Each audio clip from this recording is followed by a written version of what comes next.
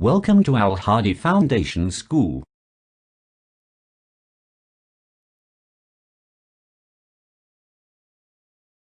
बिस्मिल्लाहिर्रहमानिर्रहीम। अस्सलाम वालेकुम। सफ़ा नंबर 62 खोलें, पेज 62। यूनिट नंबर 3 है, सबक नंबर है 1, ख़ज़ाना। ये दो दोस्तों की कहानी है जो बहुत गहरे दोस्त थे और एक दूसरे पर बहुत ज़्यादा एतबार और एतमाद करते थे। एक का नाम आमिर था और दूसरे का नाम फ़याज़ था। वो दोनों दुकानदार थे और सौदा सर्फ लेने के लिए अक्सर गाँव से शहर आया करते थे।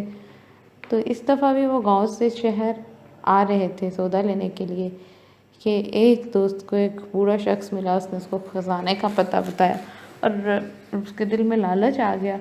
तो उसने कहा कि अगर मैंने अपने दोस्त को बताया तो मुझे उसके साथ बांटना पड़ेगा। लेकिन इत्तेफाक से उसके साथ हादसा पेश आ गया, तो उसकी मदद उसके दोस्त ने ही की, कोई और उसको बचाने नहीं आया। तो उसको अपनी गलती का एहसास हो गया। उसने कहा कि जो हमारा सरमाया या हमारा ख़ज़ाना होता है वो हमारे दोस्त होते हैं। अच्छे दोस्त हमारे लिए ख़ज़ाने की मानिद होते हैं, तो हमें उनकी कदर करनी चाहिए।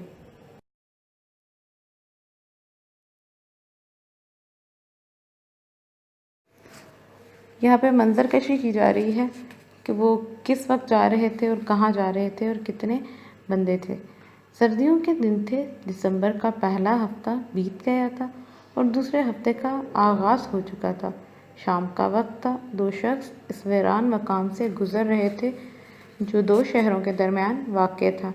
जिस शहर से आए थे वो पुराना शहर था और जिधर जा रहे थे उसे लोग नया शहर कहते थे। यानी जिस जगह से वो आए थे वो पुराना शहर बोला जाता है और जहाँ पे जा रहे थे उसको नया शहर बोला जाता है।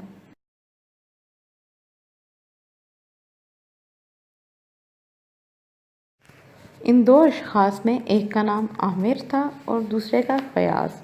दोनों दुकानदार थे और महीने में एक बार कुछ चीज़ों की ख़रीदारी के लिए शहर जाते थे। रात एक सराय में बसर करते थे। ये सराय नए शहर से कुछ फासले पर थी। जिन लोगों का इन दो शहरों के दरमियान आना जाना रहता था वो रात आम तौर पर ही सराय में गुजारते थे। आमिर और फ़याज़ दोनों तनोमंद थे, बहुत सेहतमंद थे, मगर सारा दिन दुकानों पर काम करने की वजह से थक गए थे। इसलिए एक घंटे पेड़ के नीचे बैठकर सस्ताने लगे, आराम करने लगे। नहीं, बज़ाहिर तो वो जवान और चुस्त नज़र आते थे, लेकिन उनको थकावट महसूस हो रही थी कि वो आराम करना चाह रहे थे।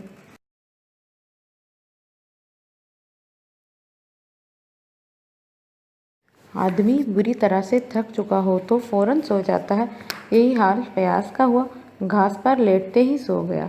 नींद में इसे ऐसा महसूस हुआ कि इसका साथी किसी से बातें कर रहा है। अभी नींद इसकी आंखों में थी कि वो बेदार होकर बैठ गया। नहीं, उसको नींद आई भी थी लेकिन वो जाग गया। इस वक्त इसने देखा कि एक बूढ़ा आदमी इसके करीब से गुजरकर दरख्तों की एक कतार के पीछे गायब हो रहा है। नहीं, उसने किसी शख्स को वहाँ से गुजरते हुए देखा।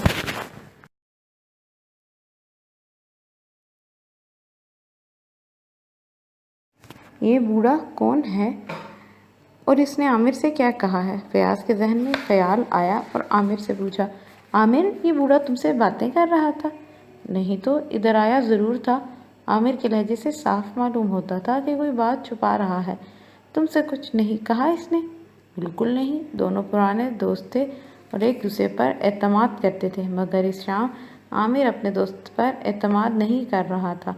फ़याज़ ने इसरार करना मुनासिब नहीं समझा। इसरार करना यानी एक ही बात बार बार कहना। दोनों उठे और सराय के अंदर चले गए। खाना खाकर अपने बिस्तर पर लेट गए।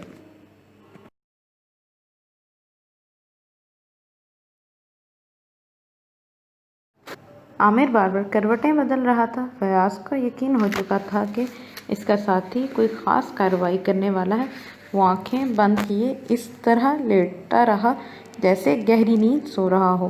इसकी आंखों में नींद उतरती जा रही थी, मगर वह सोना नहीं चाहता था। वो ये देखने के लिए बेताब था कि आखिर आमिर करना क्या चाहता है और वो कौन सा ऐसा राज है जो इससे छुपा रहा है। उसको नींद भी आ रही थी लेकिन वो सोना नहीं चाहता था। उसको तजस्सुस हो रहा था कि मेरा दोस्त मुझसे क्या छुपा रहा है, और उसको ये भी था कि ऐसा ना हो कि मेरा दोस्त किसी मुसीबत में गिरफ़्तार हो जाए और میں اس کی مدد نہ کر سکوں، اس لیے وہ نیند آنے کے باوجود بھی یہ کوشش کر رہا تھا کہ وہ نہ سوئے۔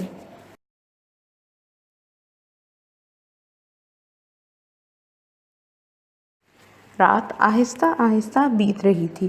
رات آدھی بیتی ہوگی کہ فیاض نے دیکھا عامر اپنی چارپائی سے اٹھا، اس کی طرف آیا، جھک کر اسے دیکھا اور یہ دیکھ کر کہ وہ سو رہا ہے دروازے کی طرف چلا گیا۔ دھیرے سے دروازہ کھولتا ہے، ایک بار پلٹ کر فیاض پر نگاہ ڈالتا ہے اور پھر چلا جاتا ہے۔ یا الہی، یہ کیا ماجرا ہے؟ آدھی رات کو یہ کہاں جا رہا ہے اور کیوں جا رہا ہے؟ عامر آدھی رات گزر گئی ہے تو عامر اٹھا اور وہ دیکھ رہا ہے کہ میرا دوست سو رہا ہے۔ اس نے اس کو چیک بھی کیا، اس کو دیکھ کے آیا کہ آیا وہ جاگ رہا ہے یا سو رہا ہے، اور پھر چپکے سے وہ دروازہ کھول کر باہر نکل گیا۔ اب ایسا کیا ہے کہ وہ چھپا رہا ہے اپنے دوست سے؟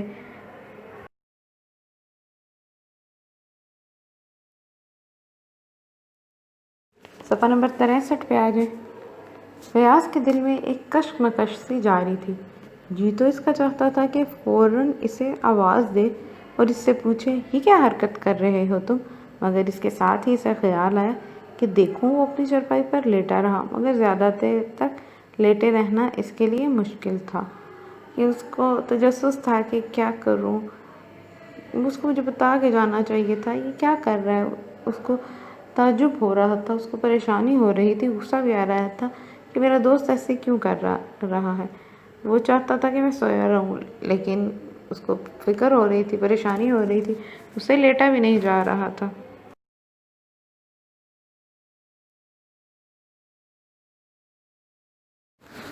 بستر سے اٹھ کر اس نے کھڑکی سے باہر دیکھا۔ اندھیرے میں کچھ بھی دکھائی نہیں دے رہا تھا۔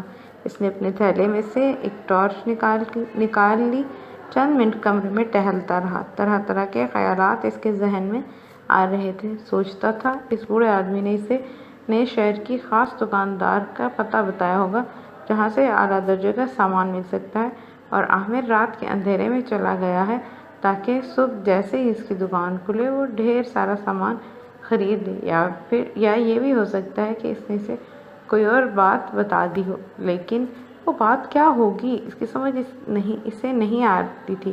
وہ رہ نہ سکا، ٹارچ جیب میں ڈالی، اپنے کمرے سے نکل کر سیڑھیاں طے کر کے نیچے آیا اور سرائے کے بڑے دروازے کی طرف جانے لگا۔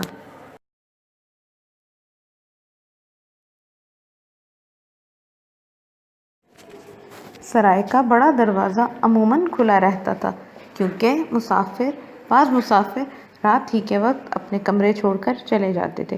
سرائے کے اندر ہر طرف سناٹا چھایا ہوا تھا۔ سرائے میں کام کرنے والے اور سرائے کے کمروں میں رات بسر کرنے والے سب سو رہے تھے۔ فیاض دروازے سے نکل کر باہر آ گیا۔ فضا میں اندھیرا ہی اندھیرا تھا۔ فضا ابر آلود تھی مگر بارش نہیں ہوئی تھی۔ یہ بارش کا موسم بنا ہوا تھا لیکن ابھی بارش برسی نہیں تھی، بادل آئے ہوئے تھے۔ دروازہ کھلا ہونے کی وجہ سے اور سب لوگوں کے سونے کی وجہ سے ہر طرف خاموشی ہی محسوس ہو رہی تھی، ہر طرف سناٹا تھا اور اندھیرا تھا۔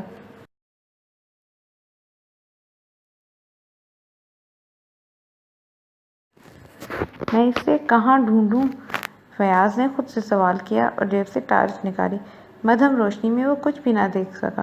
وہ چلتا گیا، اچانک اسے احساس ہوا کہ اس کے قریب ہی کوئی آدمزاد موجود ہے۔ روشنی میں اس نے درخت پہچان لیا جس کے نیچے شام کے وقت دونوں نے آرام کیا تھا، اور یہیں وہ بوڑھا عامر سے کچھ کہہ کر چلا گیا تھا۔ وہ آگے بڑھا اور آگے بڑھا۔ ہیں یہ کیا؟ اس نے دیکھا کہ ایک شخص سخت ڈر سے بے قرار ہو کر ہائے ہائے کر رہا ہے۔ اس نے سانس روک کر دیکھا، وہ شخص عامر تھا۔ یا اللہ، یہ کیا ماجرا ہے؟ عامر کو ہوا کیا ہے؟ عامر ایک گھڑے کے کنارے پڑا تھا۔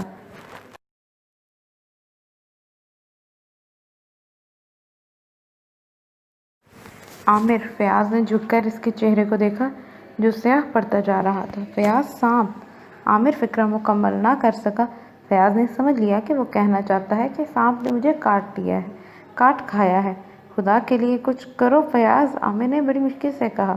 فیاض کو فوراً خیال آیا کہ اگر اسے بہت جلدی اس کا علاج نہ ہوا تو یہ مر جائے گا۔ اس نے ٹارچ منہ میں تھامی، دونوں ہاتھوں سے اپنے دوست کو اٹھا کر پیٹھ پر لادا اور نئے شہر کی طرف چلنے لگا کہ اس نے وقت ضائع کیے بغیر اپنے دوست کو اٹھایا اور اس کو لے کے چل پڑا کہ اس کو ابتدائی ترین امداد دے سکے کہ اس کی جان بچ جائے۔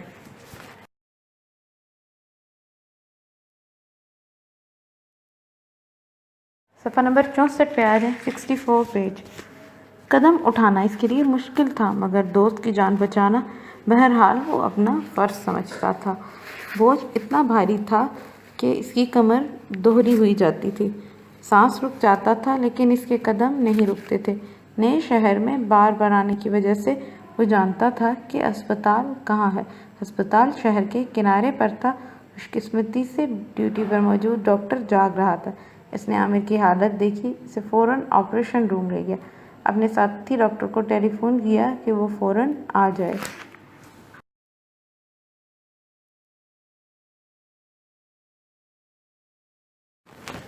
اب مریض خطرے سے باہر ہے، چند منٹ گزر جاتے تو مر گیا ہوتا۔ ڈاکٹر کے منہ سے یہ الفاظ سن کر فیاض کی جان میں جان آئی۔ صبح تک ڈاکٹروں کے علاج سے عامر کی حالت کافی بہتر ہو چکی تھی اور وہ گفتگو کر سکتا تھا کہ جو بھی تھا بہرحال اس کا دوست اس کو دھوکہ دے رہا تھا، مگر اس کے سامنے وہ دھوکہ نہیں بلکہ اپنے دوست کی جان زیادہ پیاری تھی، تو وہ اپنے دوست کی جان بچانے کے لیے اپنی پرواہ کیے بغیر اس کو اپنی پیٹھ پہ لاد کر ہسپتال لے کے گیا۔ لیکن خوش قسمتی یہ تھی کہ وہ ہسپتال کا پتہ جانتا تھا، یہ معلوم تھا کہ ہسپتال ہے کس جگہ پہ۔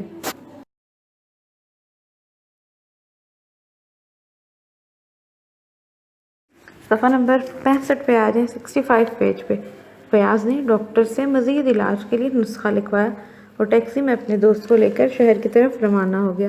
راستے میں فیاض نے عامر سے کچھ کہنا سننا مناسب نہ سمجھا۔ عامر کچھ بتانا ضروری سمجھے گا تو خود ہی بتا دے گا، میں کیوں پوچھوں اس سے۔ گھر پہنچ کر فیاض نے اطمینان کا سانس لیا کہ اس کے دوست کی زندگی بچ گئی ہے۔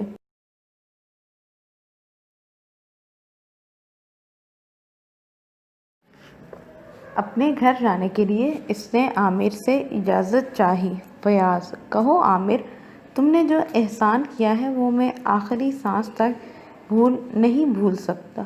یہ میرا فرض تھا جو میں نے ادا کیا ہے عامر، تم پر میں نے کوئی احسان نہیں کیا۔ اگر میری ایسی حالت ہوتی تو تم بھی یہی کام کرتے جو میں نے کیا ہے۔ ہم دوست ہیں، کوئی غیر تو نہیں ہیں۔ عامر اٹھ کر بیٹھ گیا۔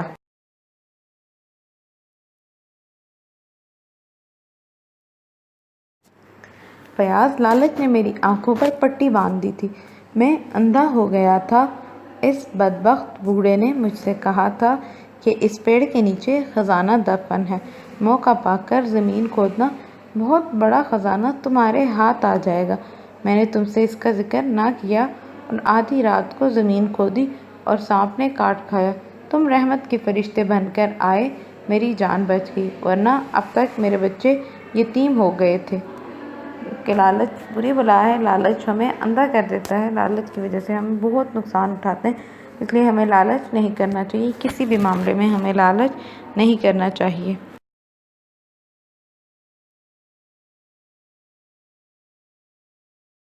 عامر خاموش ہو گیا۔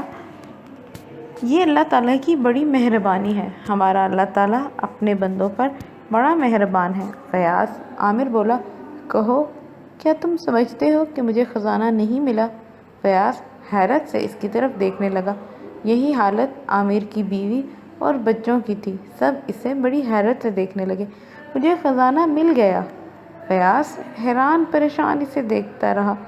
یہ ہے میرا دنیا کا سب سے قیمتی خزانہ، ایک سچا اور ہمدرد دوست دنیا کا سب سے بڑا خزانہ ہے۔ عامر نے فیاض کا ہاتھ پکڑ لیا تھا اور اس کی آنکھوں سے خوشی کے آنسو بہہ رہے تھے، وہ بہت زیادہ خوش ہو گیا تھا۔